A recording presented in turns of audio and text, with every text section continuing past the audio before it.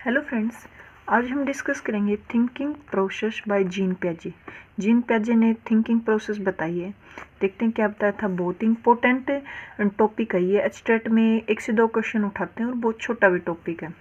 तो देखते हैं। देखो, एसिमिलेशन, आत्मीकरण। आत्मीकरण का अर्थ है समायोजन करना, एडजस्टमेंट करना। इसके अंतर्गत व्यक्ति वातावरण से प्राप्त उत्तेजकों, अनुभवों एवं विचारों को अपने पूर्व अनुभवों एवं ज्ञान के आधार पर समझकर उनका आत्मसात करता है। ये कह रहा है कि कोई व्यक्ति है, वातावरण से प्राप्त उनके जो विचार हैं, अनुभव हो, उत्तेजक हैं, उत्तेजकों है, तो उसको जो पूर्व अनुभव हैं, पहले का ज्ञान है, वो ज्ञान इनके साथ जोड़ के और आत्मसात्मीकरण करता है। ठीक है, जैसे शॉर्ट में लिखा मैंने, वह पुराने ज्ञान को नए ज्ञान के साथ जोड़ता है। वो क्या होता है एसिमिलेशन में। नेक्स्ट देखो, डिस इक्विलिब्रियम। जब बालक के सामने कई समस्याएं आती हैं तो उसकी वर्तमान स्कीमा काम नहीं करती। यह परिस्थिति बालक के मन में असंतुलन पैदा करती है। कई बार क्या होता है, कोई प्रॉब्लम है, उसका सॉल्यूशन नहीं मिलता, हमारी वर्तमान स्कीमा काम नहीं करती, तो जो बालक है डिस इक्विलिब्रियम में होता है, असंतुलन हो जाता है, उसके दिमाग में असंतुलन पैदा होती है वो परिस्थितियों के कारण। ठीक है, वो क्या होता है डिस इक्विलिब्रियम। एकोमोडेशन, समायोजन। इसके अंतर्गत नई परिस्थितियां, अनुभव, ज्ञान एवं वातावरण के अनुसार अपने पुराने ज्ञान एवं मानसिक संरचनाओं में परिवर्तन कर नई संरचनाओं के रूप में व्यवस्थित करना। ये कह रहा है कि नया निर्णय ले लेना। ठीक है, इसके अंतर्गत नई परिस्थितियां, अनुभव, ज्ञान, वातावरण के अनुसार अपने पुराने ज्ञान, मानसिक संरचनाओं, जो पुराना ज्ञान था, जो पुरानी मानसिक संरचना थी, उसमें परिवर्तन कर दिया, अब उसमें चेंज कर दिया और कुछ नया निर्णय ले लेना। ठीक है, वो क्या होता है एकोमोडेशन। अब यहाँ शॉर्ट में मैंने लिख रखा है, एसिमुलेशन में होता है नए ज्ञान को पुराने से जोड़ना। जो पहले से ज्ञान उसके पास पुराना ज्ञान है, नई स्थिति में उसको नए के साथ कनेक्ट कर देना। डिसइक्विलिब्रियम है तनाव में रहना, कुछ भी डिसीजन न लेना, कुछ भी असंतुलन में रहना, तनाव में रहना। एकोमोडेशन होता है नया निर्णय ले लेना, अपनी नया कुछ भी डिसीजन ले लेना कि ये ऐसे है। एक्सप्लेन और अच्छे से मैं एक स्टोरी बताऊंगी, उससे और अच्छे समझ आएगा।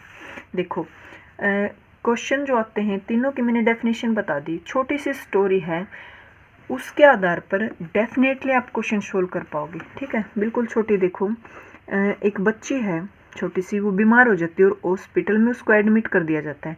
ठीक है, अब डॉक्टर उसको चेकअप करने आता है, डॉक्टर की वो आवाज़ सुनती है, डॉक्टर को देखती है और डॉक्टर वहाँ से चला जाता है अपने रूम में। ठीक है, अब डॉक्टर ने अपने रूम में से यहाँ जो लगा रखे थे, कनेक्ट कर रखे थे माइक, उसमें से आवाज़ दी कि बेटा तुम ठीक हो। अब लड़की ने आँख खोली और आवाज़ सुनी। फिर डॉक्टर ने बोला बेटा तुम ठीक हो।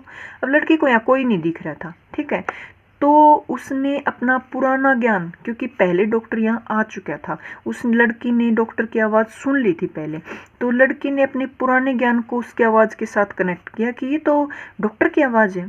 तो ये होता है एसिमुलेशन, पुराने ज्ञान को जोड़ना। अब उसको पहले आवाज़ सुन रखी थी, वो ज्ञान उसके पास पहले से था, वो आवाज़ वाला, तो अब वो सुन ली आवाज़, तो उसने कनेक्ट कर दिया कि तो डॉक्टर की आवाज़ है। तो ये एसिमुलेशन होता है, नए को पुराने को नए के साथ जोड़ना। ठीक है, अब उसने आँख खोली, देखा कि डॉक्टर तो यहाँ दिखाई नहीं दे रहे और आवाज़ आ रही बेटे तुम ठीक हो, डॉक्टर है नहीं।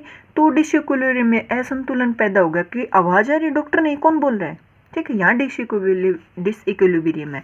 अब डॉक्टर ने फिर आवाज़ दी बेटा तुम ठीक हो, तो उसको लगा कि डॉक्टर तो है नहीं और आवाज़ डॉक्टर की, तो पता नहीं कौन बोल रहा है, तो इसका मतलब शायद दीवार बोल रही। ठीक है, उसने ये सोचा कि शायद दीवार बोल रही, तो उसने नया ज्ञान क्रिएट कर लिया, नया कुछ कंसेप्ट ले लिया कि हाँ दीवार मैं ठीक हूँ, बेटा तुम ठीक हो, हाँ दीवार मैं ठीक हूँ। किसको जवाब दे रही, दीवार को। ये एकोमोडेशन है। देखो, अपने पुराने ज्ञान को नए के साथ जोड़ना। डॉक्टर की आवाज़ सुन रखी थी तो उसने जोड़ लिया, शायद ये डॉक्टर की आवाज़ है, डॉक्टर बोल रहे हैं।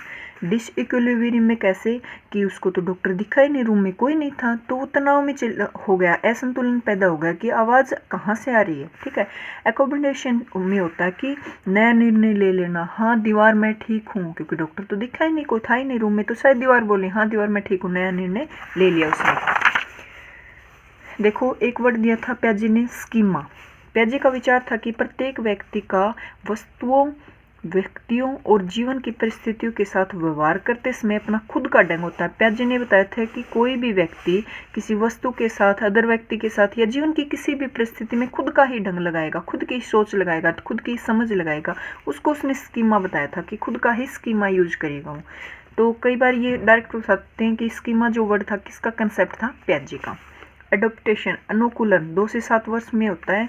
प्रीवियस के साथ सीधे पारस्परिक क्रिया प्रतिक्रिया के द्वारा योजनाएं बनाने को अनुकूलन कहते हैं। देखो भैया पूछ रहा है सीधे पारस्परिक अंतःक्रिया, डायरेक्ट अंतःक्रिया करे किसके साथ है, प्रीवियस के साथ है, और फिर कुछ भी योजनाएं बनाए, वो किस में होता है, अनुकूलन में होता है। ये भी क्वेश्चन उठाया गया है स्टेट में। इसमें 2 गतिविधियां होती हैं, एसिमुलेशन और एकोमोडेशन, दोनों इसमें होते हैं। डायरेक्ट अंतःक्रिया करता है, ठीक है। कुछ क्वेश्चन उठा रखे हैं स्टेट में, वो डिस्कस करते हैं। देखो ये है तो वर्तमान स्कीम के द्वारा बाहरी दुनिया को समझने की क्रिया कहलाती है।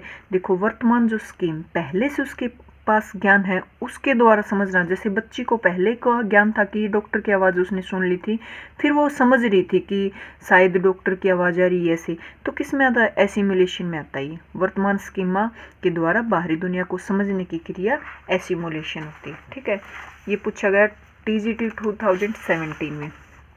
एक ये देखो PGT 2017 में पूछा गया है, ये वातावरण के साथ प्रत्यक्ष अंतःक्रिया, डायरेक्ट अंतःक्रिया के द्वारा स्कीम का निर्माण करना किसमें, अडेप्टेशन, अनुकूलन में। अभी भी बताया था किसमें प्रत्यक्ष रूप से अंतःक्रिया होती है, डायरेक्ट अंतःक्रिया करते हैं PGT 2017 में। अब ये देखो TGT 2018 में पूछा गया क्वेश्चन इसी पे, ये रहा, निम्नलिखित में से कौन सी प्रक्रिया पियाजे के संज्ञानात्मक विकास की एक प्रक्रिया नहीं है। पियाजे ने क्या क्या नहीं बताया, देखो एसिमिलेशन बताया था, अकोमोडेशन ये भी बताया था, एडेप्टेशन अनुकूलन ये भी बताया था, शेपिंग ये नहीं बताई पियाजे ने, ठीक है। तो 4th क्वेश्चन करेक्ट आएगा, TGT 2018 में पूछा है।